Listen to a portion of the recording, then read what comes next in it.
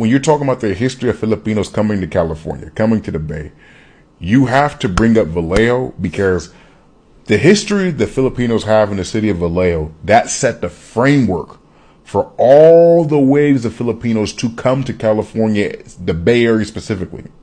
It did. Whether you're talking about the business that they owned, or the boarding house that they opened up, to the business, the community centers, whether you're talking about that first Filipino infantry battalion that they had in San Luis Obispo, a lot of the soldiers in that battalion are the ones that followed that came from Vallejo, were Filipino men from Vallejo. See, so we have to give y'all some history lesson about that, how they even come to Vallejo. See, unfortunately, in regards to Filipinos, they've always been forced to deal with us. They've always been forced to deal with Americans. Even when you talk about the Spanish-American War, when at that time Spain still had control of the Philippines, when they got their asses kicked and left, we took over those territories. We took over the islands of the Philippines. And then a war ensued between us and the Philippines. They lost, and so we kept control of the territory up until 1946. I'm going somewhere with this. So when you bring up the Vallejo, when you bring up the V, you got to bring up Vallejo in the history, because at that time where the Philippines was still under our control, we used to get a lot of laborers to come from there and work on our shipyards.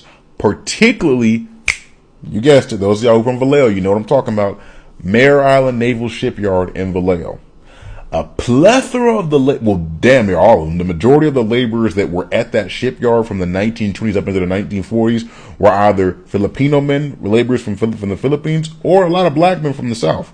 So, and at that time, keep in mind, even though they were under territory they were one of our territories, so they could migrate here easily or come here to work as laborers easy.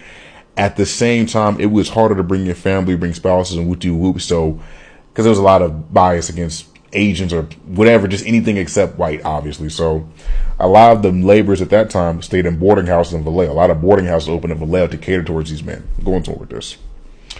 When you start getting to see family members set up shop in Vallejo, when you start seeing the businesses open up more and actually seeing the baby boomer generation, this is when you get to World War II. Why? Because at that time, a lot of Filipinos participated in World War II. And I have to give credit to that particular culture, because be they from whatever island in the Philippines, a lot. Those of y'all who from California know, it was a shitload of Filipinos that fought in World War II. They fought in World War II, fought in the Vietnam. Filipinos have always really, I'm going to say patriotically, have always really supported the United States, even after our fucked up history with them in terms of Spain, etc., etc. So you have to give them the credit. Now, the benefit of that came when we get to the War Bridges Act. The War Bridges Act took place right around the time that Philippines developed their independence, and the Philippines was freed from us. What the War Bridges Act meant was, after World War II, if you were a soldier who participated in World War II and fought for us, and you were coming back here, you had permission, non-quota, without any papers, to bring back your spouse, bring back her kids, or bring back any kids that you had there. Because, you know, it wasn't just blacks who were going around fucking everything. A lot of white men went to Europe and France and did that, and so ended up bringing back a lot of kids. Filipinos did that too and brought back a lot. That's when you start getting to the waves of Filipino families coming to Vallejo. That's where you start getting to the development of certain neighborhoods where, at that time, because at that time back in the 1940s and 50s, the majority of Filipinos in Vallejo lived in downtown Vallejo, and a lot in South Vallejo too, oddly.